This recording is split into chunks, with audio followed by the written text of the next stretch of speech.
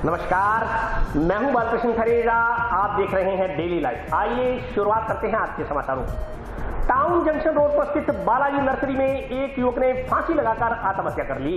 इस संदर्भ में मृतक के परिजनों ने युवक के ससुराल पक्ष पर आत्महत्या के लिए दुष्प्रेरित करने का आरोप लगाते हुए मामला दर्ज करवाया है।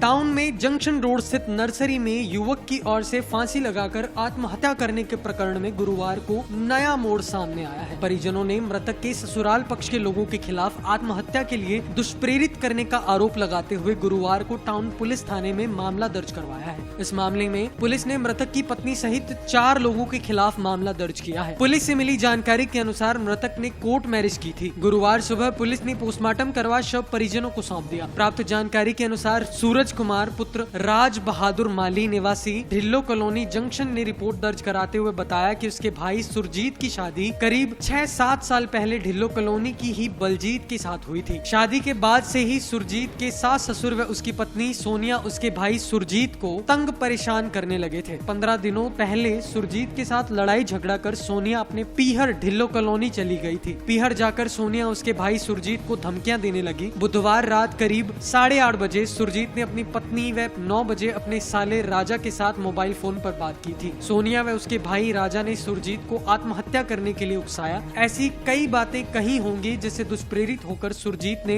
रात को उसी समय टाउन में स्थित बालाजी नर्सरी में बने कमरे में पंखे से लटककर आत्महत्या कर ली। रात करीब 10 बजे के बाद सुरजीत के पिता जब उसे खाने के लिए बुलाने गए तो सुरजीत पंखे पर लटकता हुआ मिला। मृतक के भाई सूरज कुमार ने बताया है कि सोनिया जब भी सुरजीत के साथ लड़ाई झगड़ा करती तो वह अपनी बहन रजी के पास चली जाती थी। रजी भी बार बार सुरजीत को ये कहकर तंग परेशान करती थी कि तुम सोनिया को लेकर अपने माँ बाप से अलग हो जाओ। जब तक तुम सोनिया को लेकर अलग नहीं हो जाओगे वह उसे बसने नहीं देगी। सूरज कुमार ने आरोप लगाया कि सोनिया, रजी, सोनिया की माता व राजा ने सुरजीत को कुछ ऐसी बातें कही जिससे दुष्प्रेरित होकर उसका भाई आत्महत्या करने के लिए मजबूर हुआ। पुलिस ने रिपोर्ट के आधार पर आरोपियों के खिलाफ आत्महत्या के लिए दुष्प्रेरित करने के आरोप में धारा 306 के तहत मामला दर्ज किया है। जांच उप निरीक्षक संजू रानी कर रही हैं। इन दोनों की क्या लड़ाई चला करती थी, क्या आज से क्या 1-2 साल पहले भी लड़ाई चली है इनकी। तो बीच में क्या अपने महिला थाने में सलटारा हो गया इनका आपस में। पहले क्या पेशवानी जी ने सलटारा करवाया था अपने, और उसके बाद में फिर इनको समझौता करवा के रख लिया। इसके क्या 2 ब्याह पहले हो गए हैं। लड़ाई वगैरह 24 घंटा रहता है घर में इसके। अभी भी 15 दिन, अभी गई है 15 दिन हो गया। तो इसको क्या रोज़ टेंशन कोई ना कोई शाम को देते ही रहते हैं लोग। कुछ तो उसके परिवार के सह दे रहे हैं, और ऐसे परिवार ने सह देते तो ऐसा कुछ नहीं होता। आज दादी को जी इसको 7 साल हो गए हैं। कोर्ट मेरी इनकी मर्जी है दोनों की। परेशानी तो कोई इनके ही दिक्कत है आपस में। कभी कहती है कि मैं यहाँ से नर्सरी चलो, मतलब अपना अलग लेके रहो, किराए पे रहो। तो इतनी बड़ी नर्सरी है, कहाँ छोड़ के जाएगा वो अपने माँ बाप को। अलग रहो अपने माँ बाप से। माँ बाप वो अपना छोड़ के राजी नहीं था ना। उसने हमें कभी कुछ बताया, जो भी दुर्घटना होगी ना, इतने कुछ नहीं बताया हमारे को। इनके उसके ससुराल वाले ही हैं जी। इन्होंने कोई सुनवाई नहीं करी। रात को ही मैंने इनको फ़ोन करे, इनमें से कोई नहीं आया। कोई आता तो मैं भी मानता कि रात में उसने फ़ोन करे हैं। जब उसने बात करी है रात में बात करी है, उसने अपने वाइफ से बात करी है, अपने भाई से बात करी है। इनका फ़ोन तो करना चाहिए था मेरे को। इन्होंने किसी ने फ़ोन नहीं किया, ना उठाया। वो तो हमारे यहाँ पे बनवारी मामा बेचारा, उसने हमें बताया अंदर की ये हो गया ऐसा। सुरजीत, बच्चे 3 हैं जी, 1 लड़का है 2 लड़की है। सुरजीत पुत्र राज बहादुर, उम्र है इसकी 23 साल और जाति माड़ी और निवासी है ये ढिल्लो कॉलोनी का। इसने कल रात को जो है 11 साढ़े 11 के आसपास जो है फांसी लगा के आत्महत्या कर ली है। और अब इसके परिजनों ने जो है वो ससुराल वालों के खिलाफ जो है मुकदमा करवाया है। तो इसमें भी पोस्टमार्टम वगैरह हो चुके हैं। आगे की कार्रवाई जो है इसमें मुकदमा दर्ज कर लिया है 306 में, और उसमें आगे कार्रवाई। परिजनों का आरोप ये है कि इसने जो है कोर्ट मैरिज की हुई है और पति पत्नी का इनका कुछ झगड़ा रहता था आपस में थोड़ा बहुत, और उसी मनमुटाव के चलते जो है इसने परेशान होकर जो है आत्महत्या की है। नहीं, अभी तक कोई सुसाइड नोट वगैरह कुछ नहीं मिला है। मनरेगा योजना में कार्यरत श्रमिकों के लिए कोरोना से बचाव के लिए संसाधन उपलब्ध करवाने की मांग को लेकर गुरुवार को राजस्थान ग्राम विकास अधिकारी संघ ने जिला कलेक्टर को ज्ञापन सौंपा। राजस्थान ग्राम विकास अधिकारी संघ के पदाधिकारियों ने मनरेगा योजना के अंतर्गत नियोजित श्रमिकों को कोरोना संक्रमण से बचाव के लिए केंद्र सरकार की एडवाइजरी के अनुसार संसाधन उपलब्ध करवाने की मांग को लेकर जिला कलेक्टर को ज्ञापन सौंपा। संघ पदाधिकारियों ने बताया कि मनरेगा में कार्यरत श्रमिकों का रिकॉर्ड नियोजन किया जा रहा है। मनरेगा कार्यस्थल पर लाखों की संख्या में कार्यरत श्रमिकों को वैश्विक महामारी कोरोना वायरस के संक्रमण से बचाव के लिए केंद्र सरकार की ओर से एडवाइजरी जारी की गई है, लेकिन ग्राम पंचायत एवं कार्यकारी संस्थाओं के पास मनरेगा योजना में प्रशासनिक मद में राशि उपलब्ध नहीं होती है। ऐसे में एडवाइजरी की पालना में साबुन, मास्क, सैनिटाइजर, छाया पानी आदि उपलब्ध करवाने में बेहद कठिनाइयों का सामना करना पड़ रहा है। लिहाजा ग्राम विकास अधिकारी संघ पदाधिकारियों ने कलेक्टर को ज्ञापन सौंप मनरेगा श्रमिकों के लिए संसाधन व राशि उपलब्ध करवाने की मांग की है। श्रीमान जिला कलेक्टर साहब को ज्ञापन देने के लिए आए हुए हैं। ये नरेगा के संबंध में कल सघन जांच की जाएगी। हाँ, व्यवस्थाओं पर भी प्रश्न आएगा। राज्य सरकार के निर्देशानुसार प्रशासन को वहाँ छाया की व्यवस्था, पानी की व्यवस्था, साबुन और सैनिटाइजर उपलब्ध कराए जाने थे, परंतु अभी आज दिनांक तक हमको व्यवस्था उपलब्ध नहीं कराई गई है। निश्चित तौर पर कल सघन जांच की जाएगी, व्यवस्था उपलब्ध नहीं होगी जिसकी कार्रवाई नीचे स्तर के ऊपर कर्मचारियों में किया जाएगा। इस संबंध में श्रीमान जिला कलेक्टर महोदय को हम ज्ञापन देने आए हैं कि व्यवस्था हमको दी जाएगी तो हम उपलब्ध करा देंगे, या जिस मद से खर्च किया जाना है उसका आदेश देंगे। तो उस मद के अभाव के अंदर हम ये व्यवस्था नहीं कर सकते जिस संबंध में ज्ञापन दिया जा रहा है। गुरुवार को 12वीं बोर्ड की गणित विषय की परीक्षा आयोजित की गई। इस दौरान परीक्षा केंद्रों में कोरोना वायरस से बचाव के लिए सोशल डिस्टेंसिंग तथा हाइजीन का विशेष ध्यान रखा गया। जिले भर के परीक्षा केंद्रों में गुरुवार को 12वीं बोर्ड की गणित की परीक्षा आयोजित की गई। नोवेल कोरोना वायरस के खतरे को देखते हुए केंद्र सरकार के निर्देशानुसार परीक्षा केंद्रों में सोशल डिस्टेंसिंग तथा हाइजीन का खास ख्याल रखा गया। परीक्षा केंद्रों में केवल 50 बच्चों को ही परीक्षा देने की अनिवार्यता सुनिश्चित की गई थी। टाउन के राजकीय बालिका उच्च माध्यमिक विद्यालय में 12वीं गणित की परीक्षा देने करीब 41 विद्यार्थी परीक्षा केंद्र में पहुँचे। विद्यालय की प्रधानाचार्य अनीता शर्मा ने बताया कि परीक्षा देने आए विद्यार्थियों को 3 कक्षों में बिठाया गया था। परीक्षा केंद्रों में प्रवेश से पूर्व शिक्षा विभाग की गाइडलाइंस के अनुसार बच्चों की थर्मल स्क्रीनिंग की गई, साथ ही उनकी हेल्थ मॉनिटरिंग कर उन्हें परीक्षा में बिठाया गया। कोरोना संक्रमण से बचाव के लिए इस बार परीक्षा केंद्रों में हैंड सैनिटाइजर लाना अनिवार्य था। ऐसे में प्रत्येक विद्यार्थी मास्क पहनकर और हैंड सैनिटाइजर लेकर ही परीक्षा केंद्रों में पहुंचे। वहीं परीक्षार्थियों ने बताया कि कोविड-19 संक्रमण के दृष्टिगत इस बार का परीक्षा का अनुभव बहुत अलग था। परीक्षा केंद्रों में बहुत से बदलाव किए गए थे। बैठने की व्यवस्था सोशल डिस्टेंसिंग के मद्देनजर की गई थी और हाइजीन का विशेष ध्यान रखा गया था। पानी की बोतल लेके आई थी और सैनिटाइजर की बोतल लेके, छोटी बोतल लेके आई थी और बाकी कुछ और हाथ भी धोए गए सैनिटाइजर से कम 1 मीटर की दूरी। और किसी चीज़ पे नहीं हमारे तो आगे तो अपने आर्ट्स के साइंस के गवर्नमेंट पर चलेंगे बिल्कुल इसके तो आज एक ही था। बोर्ड द्वारा ये मार्गदर्शन दिया गया था कि प्रत्येक विद्यार्थी के मास्क होना चाहिए, उनके हाथ धुलवाने हैं, सैनिटाइज करवाने हैं और सोशल डिस्टेंसिंग के साथ उनको कक्षा कक्ष में बिठाना है। हमने उन सभी का अनुकरण करते हुए 1 घंटे पूर्व ही विद्यालय को खोला। छात्र पूरे सोशल डिस्टेंसिंग के साथ खड़े हुए, प्रत्येक के हाथों को सैनिटाइज करवाया गया। उन्हें सोशल डिस्टेंसिंग के साथ ही कक्षा कक्षों में अलग अलग बिठाया गया और उनके स्वास्थ्य का विशेष ध्यान रखा, किसी प्रकार का कोई लक्षण भी नहीं हो बच्चों में। और जब परीक्षा समाप्त हो गई तो उन्हें उसी तरीके से एक एक करके ही बाहर भिजवाया। आज गणित का पेपर था कक्षा 12 का, उसमें 41 बच्चे थे और 3 कक्षा कक्षों में उन्हें बांटा गया था। बच्चे खुद ही उनके पेरेंट्स छोड़कर जा रहे हैं। रसद विभाग की ओर से राशन वितरण की अवधि बढ़ा दी गई है। इस संदर्भ में जिला रसद अधिकारी ने विस्तार से जानकारी दी। गेहूं वितरण की तिथि रसद विभाग के निर्देशानुसार बढ़ा दी गई है। जिला रसद अधिकारी सुनील घोड़ेला ने बताया कि कोरोना संक्रमण के चलते जिले में आम जन व प्रवासियों तक राशन पहुंचाने के विभाग द्वारा राशन वितरण की तिथि को पहले 14 जून फिर 17 जून तक बढ़ा दिया गया था। गुरुवार को विभागीय निर्देशानुसार गेहूं वितरण की तिथि को 21 जून तक के लिए बढ़ा दिया गया है। उन्होंने बताया कि यदि जिले में किसी प्रवासी को राशन मिलने में दिक्कत आ रही है तो वह विभागीय पोर्टल पर जाकर निःशुल्क पंजीकरण करवा किसी भी डिपो से राशन प्राप्त कर सकता है। पहले इसकी डेट की 14 जून तक उसको बढ़ा करके 17 जून तक कर दिया गया था और कल जो विभागीय निर्देश मिले उसके अनुसार 21 जून तक वितरण का कार्य अपनी विभाग के तहत जारी रहेगा। हाँ, ये पहले भी मीडिया के माध्यम से सभी को जानकारी गई विभाग को ये लोग को बता दिए गए कि अगर कोई प्रवासी मौके पर कोई रजिस्ट्रेशन करवाता है तो उसको रजिस्ट्रेशन करके और गेहूँ और चना को भिजवाना। अभी इसके बारे में विभागीय निर्देश प्राप्त नहीं हुए, जैसे प्राप्त होंगे तो सभी कांग्रेस को हाथ मिलेगी। आजाद युवा संघ के सदस्यों ने गांव सिलवाड़ा खुर्द में पुलिस पर पथराव करने के आरोपियों को गिरफ्तार करने की मांग को लेकर पुलिस अधीक्षक को ज्ञापन सौंपा। गांव सिलवाड़ा खुर्द में पुलिस पर पथराव करने के आरोपियों को गिरफ्तार करने की मांग को लेकर गुरुवार को आजाद युवा संघ के पदाधिकारियों ने पुलिस अधीक्षक को ज्ञापन सौंपा। संघ के सदस्यों ने बताया कि गांव सिलवाड़ा खुर्द तहसील टिब्बी में दो पक्षों की लड़ाई में मौके पर पहुंची पुलिस पर एक पक्ष द्वारा पथराव किया गया तथा पुलिस के जवानों के साथ मारपीट की गई। इस झड़प में 3 पुलिसकर्मी घायल हो गए थे। इस मामले में पुलिस ने आरोपियों के खिलाफ मामला दर्ज किया था, लेकिन कार्रवाई के दौरान कुछ ही लोगों को गिरफ्तार किया गया, जबकि अन्य आरोपियों की गिरफ्तारी नहीं हो पाई। संघ पदाधिकारियों का कहना है कि प्रभावशाली होने के कारण कुछ लोगों की गिरफ्तारी नहीं हो पाई और जो गिरफ्तार हुए उन्हें कुछ समय बाद जमानत पर छोड़ दिया गया। संघ पदाधिकारियों ने ज्ञापन सौंप मामले की निष्पक्ष जांच कर आरोपियों को गिरफ्तार करने की मांग की है। ये गांव सिलवाड़ा खुर्द जो टिब्बी थाना क्षेत्र में आता है, तो यहाँ पे क्या है कि 2 पक्षों में लड़ाई हुई थी। तो 2 पक्षों में लड़ाई हुई तो किसी गांव वाले ने पुलिस को सूचना दी भी गांव में लड़ाई हुई है तो आप आओ। तो मौके पे जो पुलिस पहुंची थी तो उनके अंदर यानी कि परिवारवादी है जो जिन्होंने मामला दर्ज करवाया है, उन्हीं के खिलाफ पुलिस पे हमला हो गया था। इसमें 3 एक हेड कांस्टेबल था, जिनमें से 2 कांस्टेबल थे। 3 जो पुलिस वाले भाई बंधु है वो पथराव से और उनसे मारपीट में घायल हो गए थे। तो उनके संदर्भ में मुजरिमान पर 307 जैसी संगीन धाराएं लगी हुई हैं, जिनमें से 8 बंदे उनके यानी कि गिरफ्तार किए थे।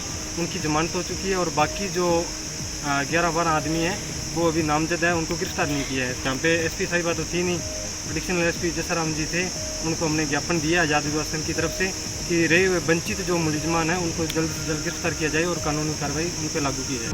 जंक्शन सतीपुरा बाईपास पर एक ट्रक चालक से लूट करने के आरोपी को पुलिस ने आज गिरफ्तार कर जेल भेज दिया। जंक्शन बाईपास पर स्थित केंद्रीय विद्यालय के सामने लघु शंका करने के लिए रुके ट्रक चालक के साथ मारपीट कर नकदी व मोबाइल फोन लूट कर ले जाने के मामले में रिमांड पर चल रहे दोनों आरोपियों की निशानदेही पर जंक्शन पुलिस ने लूटा गया मोबाइल फोन व वारदात में इस्तेमाल मोटरसाइकिल बरामद कर ली है। बरामद बाइक आरोपी मोनू पुत्र मुरली मनोहर निवासी वार्ड संख्या 59 सुरेशिया की है। हालांकि आरोपियों से नकदी की बरामदगी नहीं हो पाई। मामले की जाँच कर रही सुरेशिया चौकी प्रभारी इंदिरा देवी ने बताया कि आरोपी मोनू उर्फ जितेंद्र व मुकेश पुत्र सोहनलाल निवासी वार्ड संख्या 55 सुरेशिया ने पूछताछ में जानकारी दी कि उन्होंने लूटी गई नकदी खर्च कर दी। रिमांड अवधि समाप्त होने पर इन दोनों को गुरुवार को मजिस्ट्रेट के आदेश पर न्यायिक अभिरक्षा में जेल भिजवा दिया गया। साथ ही बुधवार को बापर्दा गिरफ्तार किए गए इनके तीसरे साथी सोनू उर्फ मुकेश पुत्र विक्रम सिंह निवासी वार्ड संख्या 59 सुरेशिया को भी शिनाख्त परेड के लिए गुरुवार को जेल भिजवा दिया गया। लूट का शिकार हुए ट्रक चालक से उसकी जेल में पहचान करवाई जाएगी। इससे पहले मोनू व मुकेश की शिनाख्त परेड करवाई गई। इसके बाद दोनों को जेल से प्रोडक्शन वारंट पर गिरफ्तार कर बरामदगी के लिए रिमांड मंजूर करवाया गया। उल्लेखनीय है कि 11 मई को विजय कुमार पुत्र डिप्टीराम निवासी वार्ड संख्या 2 नई खुंजा ने रिपोर्ट दी थी कि 10 मई की देर रात्रि को जब उसने लघु शंका करने के लिए बाईपास स्थित केंद्रीय विद्यालय के पास ट्रक रोका, तभी बाइक सवार 3 अज्ञात व्यक्ति वहां आए और उस पर डंडों से प्रहार किए। मारपीट कर जेब से करीब 20,000 रुपए की नकदी के अलावा मोबाइल फोन व अन्य सामान छीन लिया तथा भाग गए। पुलिस ने अज्ञात जनों के खिलाफ मामला दर्ज कर जांच शुरू की थी। पिछले दिनों पुलिस ने मोनू उर्फ जितेंद्र व मुकेश सहित 4 जनों को गिरफ्तार किया। पूछताछ में इन्होंने जंक्शन व सदर थाना क्षेत्र में 3 वारदातों को अंजाम देने की बात स्वीकारी थी। हाँ, अपने बाईपास पर जो ट्रक चालक के साथ घटना हुई थी उस संबंध में पूर्व में हमने 2 मुलजिम अरेस्ट किए थे। उनको बापर्दा रखा गया था, जेसी कराया गया था, जिनकी शिनाख्ती कार्रवाई कराई जा चुकी है। उसी में एक मुलजिम जो उस समय से फरार चल रहा था उसको गिरफ्तार किया गया था, जिसे आज जो न्यायालय में बापर्दा पेश करके और अभी एक बार जेसी कराया गया, उसकी आगे की कार्रवाई की जाए। और इसी के साथ हम रुकेंगे छोटे से ब्रेक के लिए। आप बने रहिए हमारे साथ, देखते रहिए डेली लाइफ।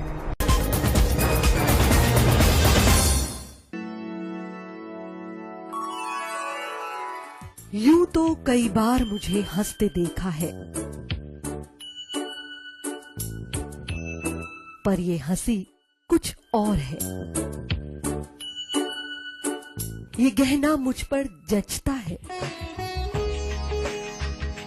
पर ये महज एक गहना नहीं। ये रूपरेखा है मेरे मन की, हंसती खिलखिलाती लहरों की, जो आतुर थी अब तक मुझ पर सजने को। इसलिए ये गहना ही मेरा सच्चा श्रृंगार है, श्रृंगार है, श्रृंगार है।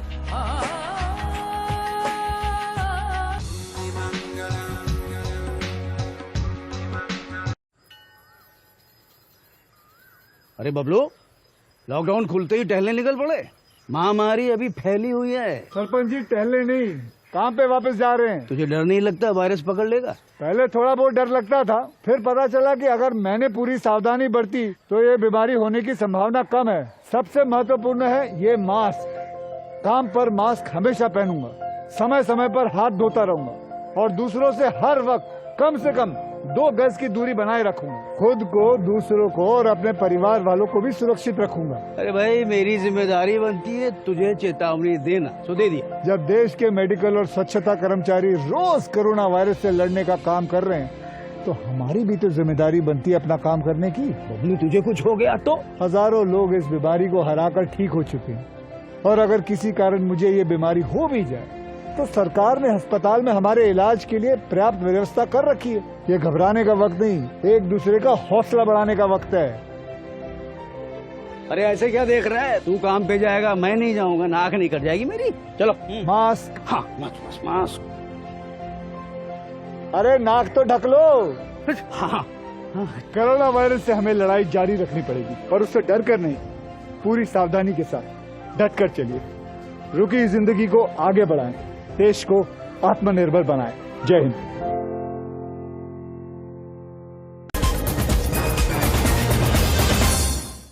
ब्रेक के बाद स्वागत है। आइए नजर डालते हैं अगले समाचारों पर। टाउन पुलिस ने खेत में सोलर प्लेट व बैटरी चोरी करने के आरोप में एक व्यक्ति को गिरफ्तार किया है।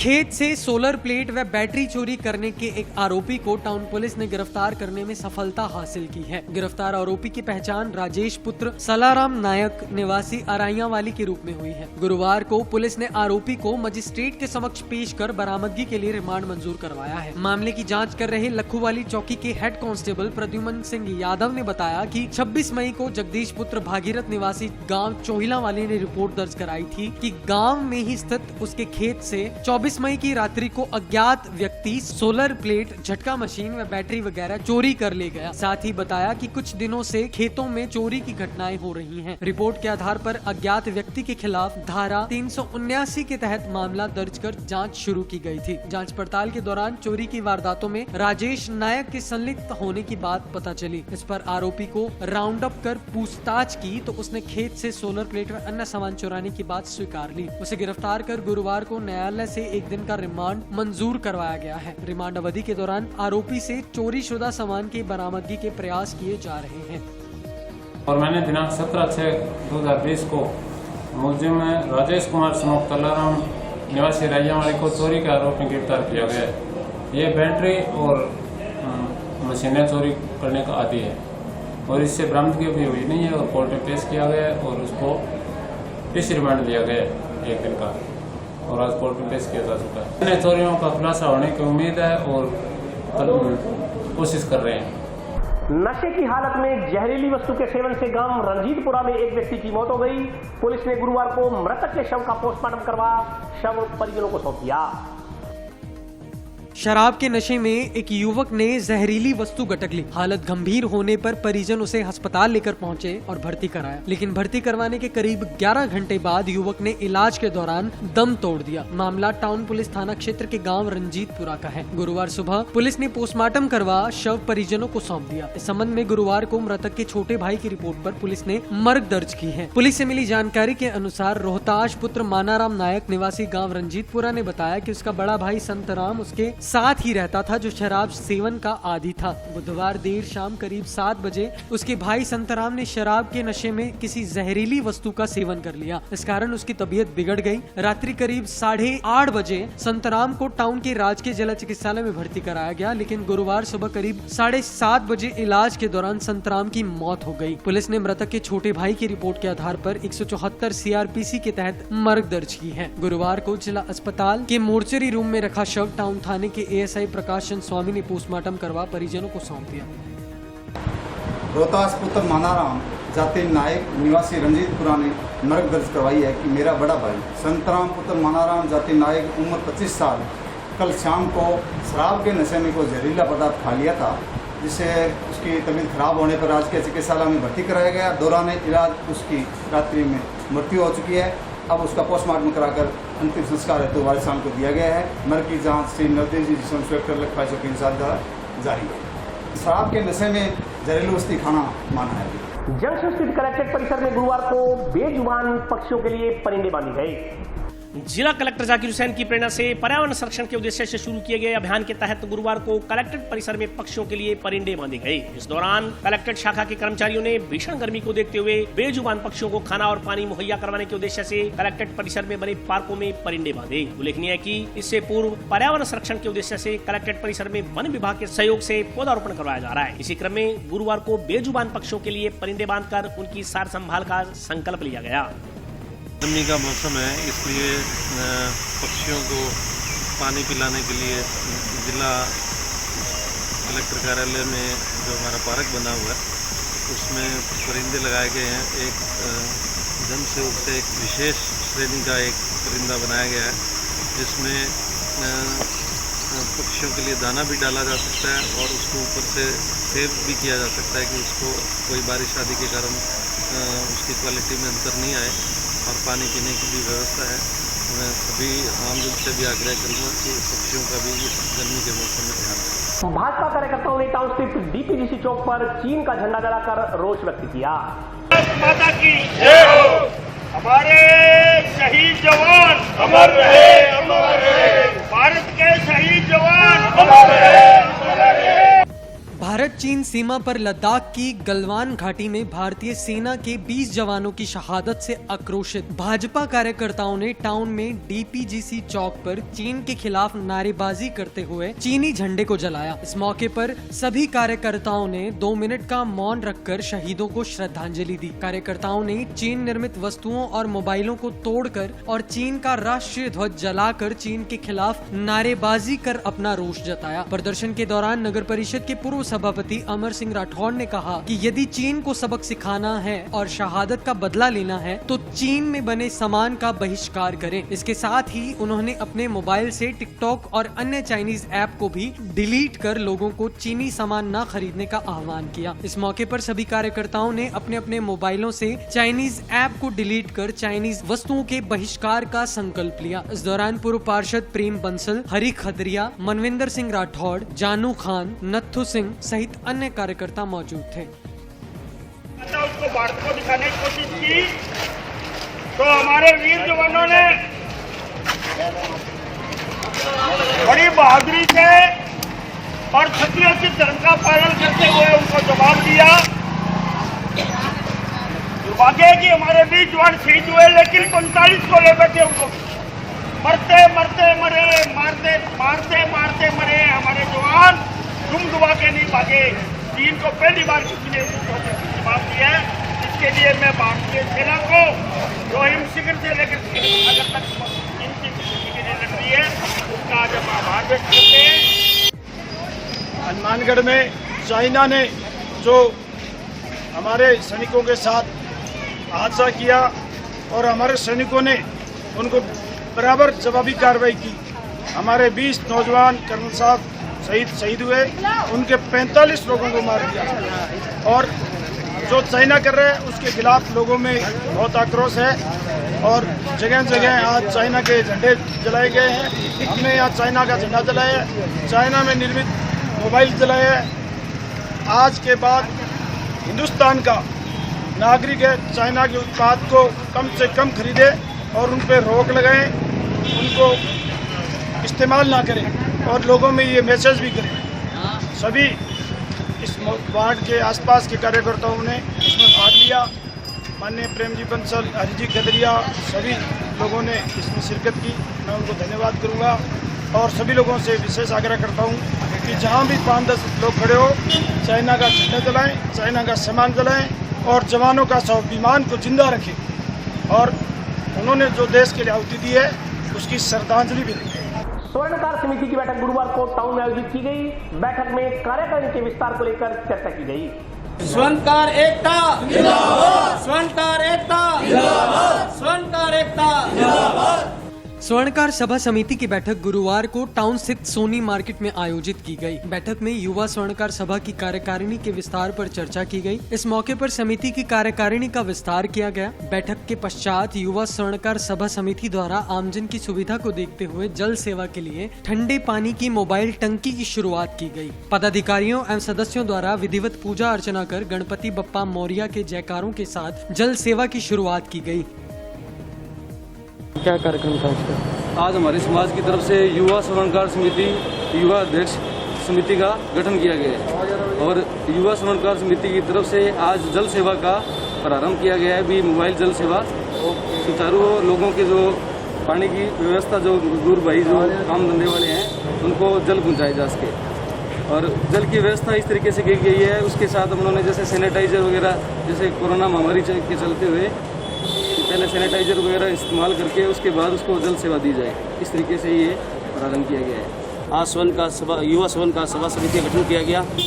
इसमें बबलू जी सोनी को उपाध्यक्ष बनाया गया है और नवीन जी सोनी को महासचिव और सुनील जी सोनी को सह सचिव और श्याम सोनी को कोषाध्यक्ष बनाया गया है। और आज इस आयोजन पे इन्होंने जो मोबाइल जल सेवा का आयोजन किया है, इसके लिए पूरी युवा स्वर्णकार सभा समिति बधाई के पात्र है। समाज इनसे यही उम्मीद रखता है कि भी अच्छे कार्य समाज के लिए करते रहे और समाज का नाम रोशन करते रहे। और आज के लिए बस इतना ही। कल फिर हाजिर होता हूँ नए समाचारों के साथ। तब तक आप प्रसन्न रहिए, स्वस्थ रहिए और लॉकडाउन के नियमों का पालन करते रहिए। नमस्कार।